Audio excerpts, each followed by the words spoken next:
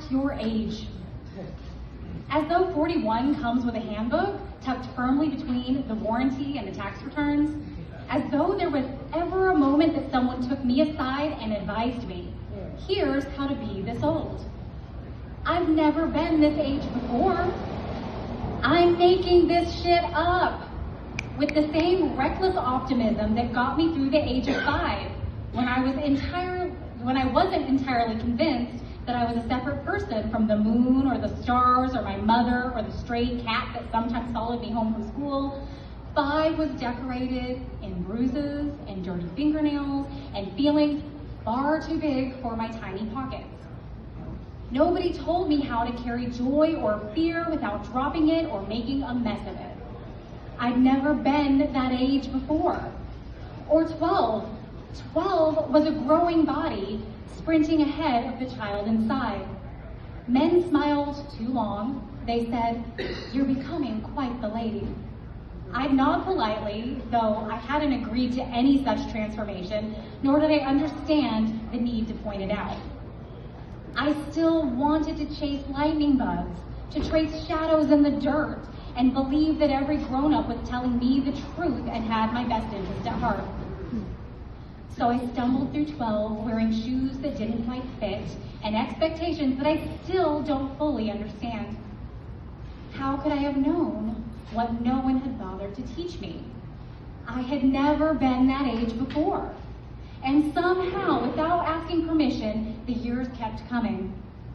18, 26, 33, 41. People kept confusing age with expertise. They think repetition creates mastery. Repetition creates mastery. Repetition creates mastery. But every birthday is just a first draft, a fresh page. I've never known how to be any age. I'm new here. I've never been this age before. I'm still delighted by blowing bubbles in a sundress just to watch the sunlight reflect rainbows on their skin.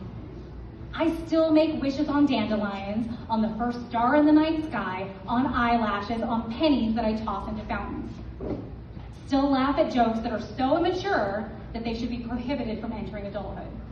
I still believe people mean well, still trust too quickly, still hope with both hands open. Hope, a ridiculous little optimist, keeps showing up and insisting, try again. Sometimes I think hope is the youngest thing about me. That's probably why it has survived this long.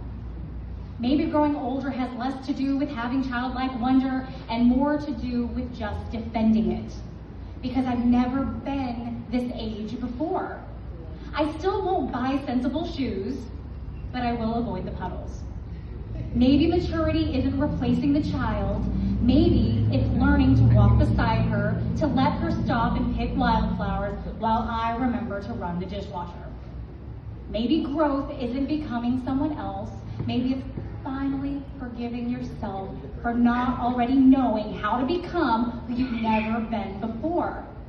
If I seem a little too old to blow bubbles or a little too young to stop, remember, I'm only 41. I'm still learning. I've never been this age before.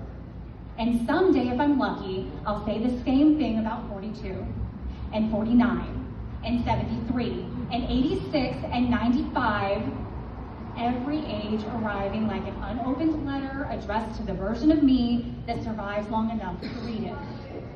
Perhaps that is the point. I've never been this age before, and I can never be this age again. Thank you.